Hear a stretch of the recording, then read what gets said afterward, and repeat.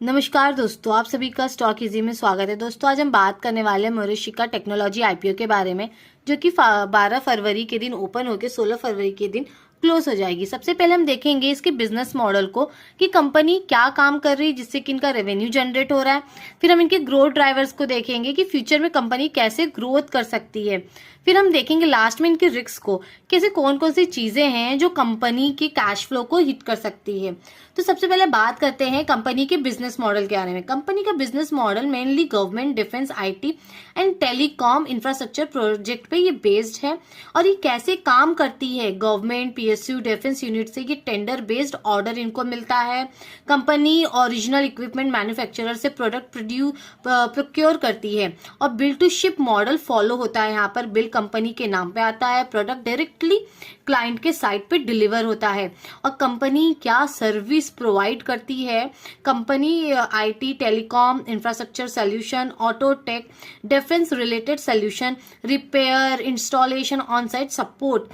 और कंपनी का जो रेवेन्यू है ज्यादातर प्रोजेक्ट एग्जीक्यूशन, सप्लाई और सर्विस से इनका जो है रेवेन्यू जनरेट होता है। अब हम बात करते हैं कंपनी के यहाँ पे ग्रोथ ड्राइवर्स के बारे में, कैसे कौन कौन से ग्रोथ ड्राइवर्स हैं जिससे फ्यूचर में कंपनी ग्रो कर सकती है। तो सबसे पहला आता है government defence spending growth. India में defence monetisation, digital India, telecom and infra push मिल रहा है, जिससे गवर्नमेंट में स्पेंडिंग बढ़ने लगी है, टेंडर अपॉर्चुनिटी बढ़ती है और ऑर्डर बुक भी यहाँ पे ग्रो होते हुए दिख रहा है।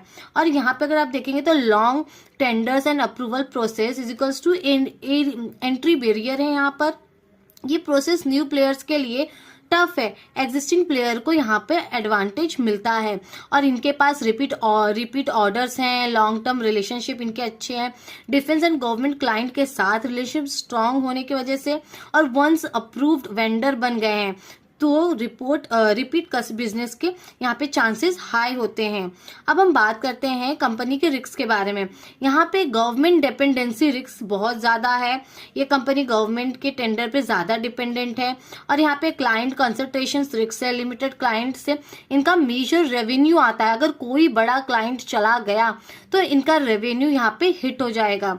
तो दोस्तों अगर आप इस आईपीओ को और डिटेल में एनालाइज करना चाहते हैं तो हमारे वेबसाइट स्टॉक इजी पे ये यहाँ पे आपको रिपोर्ट मिल जाएगा। और ये रिपोर्ट इंग्लिश में है, आसानी से आप यहाँ पे समझ सकते हैं कि इस कंपनी में क्या चल रहा है, कंपनी के रिस्क क्या है। आप इसको यहाँ पे डिटेल में एनालाइज कर सकते हैं। तो दोस्तों आज के लिए मैं ही रुकते हैं। अगर ये वीडियो आपको यूजफुल लगा है तो लाइक, कमेंट, सब्सक्राइब जरूर करें।